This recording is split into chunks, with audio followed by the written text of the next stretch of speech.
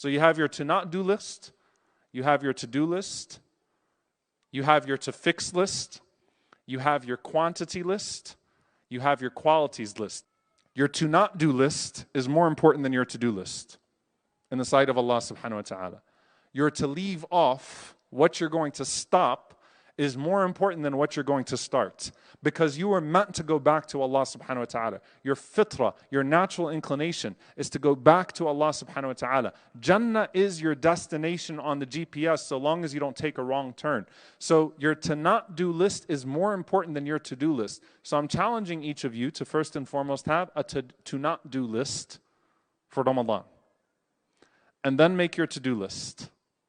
Then after your to do list, make your to fix list. And those are the relationships, those estranged relationships that you need to fix.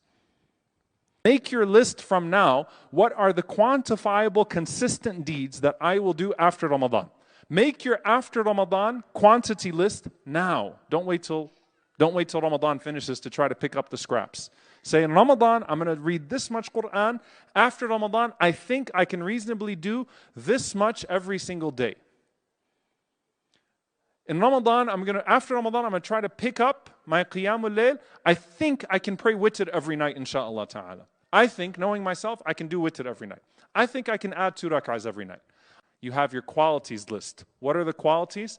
I want you to open the beginning of Surah Al-Mu'minun and the end of Al-Furqan.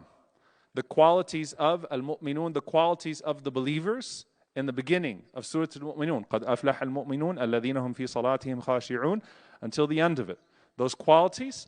And I want you to read وَعِبَادُ الرَّحْمَنَ الَّذِينَ يَمْشُونَ عَلَى الْأَرْضِ هَوْنًا وَإِذَا خَاطَبَهُمُ الْجَاهِلُونَ قَالُوا سَلَامًا. The last deeds of the servants of the Most Merciful.